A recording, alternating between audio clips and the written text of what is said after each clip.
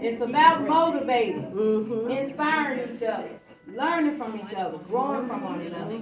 And the last one is really tricky, you all. Now this last one is pretty tough.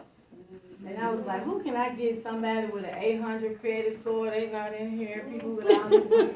I said, you know what, I'm just going to let everybody talk on that. Because that can be a real sensitive matter. Finances, jobs, that's more sensitive to some people than health and wellness. So we're just going to open up the forum for that one. And let's get some insight from what you maybe put on your clouds. What about this career and finances? Anybody? Let's just start sharing. And I'll start off with one of the things that a lot of people don't realize is that some people think because you make a certain amount of money, you still have more money. Not necessarily. Because you know the more money you make, the more you spend. The more you spend.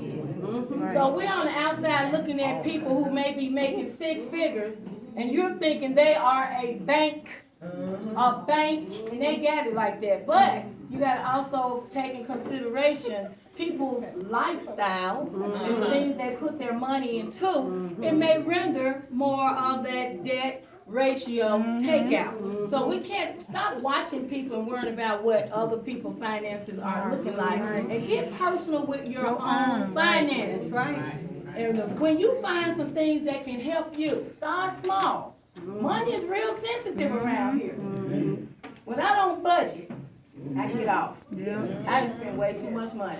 But when I budget every pay period, I have money that I can lay to the back. And I realize that helps me. So when I'm off track, that's no good for me. I'm paying the same bills every month. So why do you need to write it down every 2 weeks? It's the same stuff. But it's something about me looking at it that keeps me rooted and grounded. I don't care how much money you make. When you write that stuff down, you'll be surprised how it goes around for you just by budgeting. And I'm also getting at a point in my life where stop spending and purchasing things of no relevance. What you say? Say that one more time. Yes, that's it. I don't care if it is $2. Define relevant.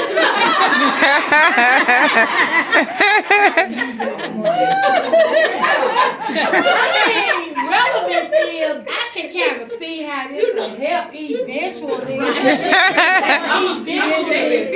I may even say, I'm just laying to the side. I might, bless somebody, give somebody, and then you look up. You done went through that line with $2 items, and then just raked it over in the basket. Now you done spent $60 on stuff that you will not be using. Then you clutter the house out, and then you got to try to throw it away. Give it away. Stop spending money on things that are not of relevance. Even if it's on sale. I know it's hard, but that's my number 2, and I've been working hard on it. Somebody said, you just done got real cheap these days. I said, they trying to blur your vision, girl. They trying to blur your vision. They trying to blur my vision. They say you get real cheap around here. You know what I told them? I'm being conservative. I don't need these things. But even if I see something that is a great sale, and I know somebody else might need it, it becomes relevant to me. And I say, what size you wear? So when I be finding them $5 blouses, I'm going to get you one. You see what I'm saying? But it became relevant because I want to bless somebody with it. But just purchasing stuff, stop it. Let's just stop it. And that's where it gets you. It's only $2. $2 add up.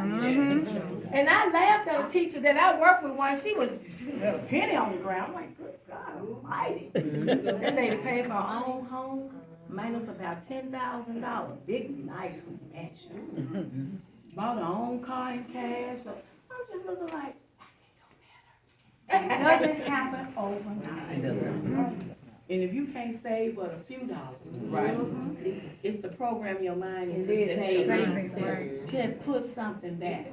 And you'll be amazed at how that it will accumulate. So start small if it takes that. And I'm not, you gotta take care of your finances, that's different, but start small if it takes that. And then you'll see how it becomes a growth in you. And then you want to do better with your finances when you see just a small little gradual increase and improvement. And then as far as careers, I'm at a point, I don't care. It's like, I'm at the end now. I'm at the end. They said, you gone tomorrow. I'm like, okay, let me try something new. I wasn't always there. I always felt like I got to hold on. But God does not grow you for you to stay in one spot. Right. And I'm sitting up here thinking, you got all this knowledge. Gifts and talents. There's some gifts and talents in this room right here, y'all. These folks content. They great with it. And they're not growing. I didn't say quit your job and get out there and man and get there hustle. But grow, expand, enlarge the territory of the career that you're in. If they tell you to train teachers, and when they say, okay, I need this or that, oh, that's all I'm supposed to do. No, don't do that. That ain't what I'm supposed to do. But no, get out there. And then when you get out there, you open up avenues and doors.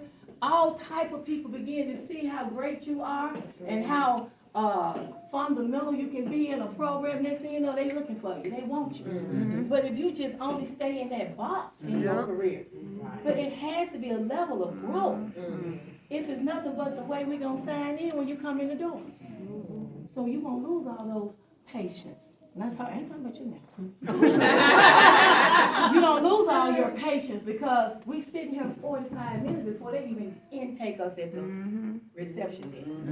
It's the smallest things that you can grow. And on the other end, you'll begin to see expansions. So I just want to say that's me, but then I want y'all, anything, careers, finances, any tips for us? You never too old. Never too old. Never too old to start over. Never too old to start over. Do what you do. Do what you do. There you go. Yeah, look, like I'm looking around 60. I'm looking like. I know. Cause see, you know. She do not look And everything. But anyway, and people like, I'm 59, and people say, oh, you don't look like I looked at her. I say, God preserved you for a reason. Now, he don't make no mistake. He done preserve you for a reason. You better get out there and use what you got. You got some energy. You got some smile. You see how she fit. I looked at her and I was like, Lord, look at her. She physically fit. She been this food I'm over here eating. So I kind of ate the side of it. You know what? I was your age when I did my very first half marathon. See? And now I've done 84. Wow. See, you see what I'm saying? That's motivation. That's motivation. It's never too late. That's right. Too late. That's right. And that's what so with careers, like I tell her all the time, she got so many gifts and talents. She does. And I'm like, hey, when you going, well, I know. She said, I know I'm supposed to, I know. Baby, time waits for no one. Do what God gave one man, one talent, and another one 3. What you got to look at how they did. What they do with them all. Only one person did was wise. That's right. So you got to use what God gave you to expand your territory. Oh, yes. Yeah. I had 2 hands, 1 and 2. I just wanted to say something about, over the years I have worked with so many medical assistants and phlebotomists and technologists and people in those sort of positions who would not avail themselves of the opportunity to contribute to their company's pension plan because they were living in the moment and you have this mindset that you're not going to get older, but keep living. Once again, keep living. Okay, especially if your employer is going to match you up to 6%. That's money you are leaving on the table. It just makes no sense. And so, if you are in the position where you can contribute to a pension plan, it's really great to save money before you ever see it. If you never see it, you're not going to miss it. Right. That's true. That's one thing. And the other thing, I absolutely positively believe that everyone should tithe. You can do more with the 90% than you could with the 100%. I have seen it time and time again. And that to me is a pillar of financial health, is That's right. give God his off the top. Right. Top. So true. Ah, right. yes.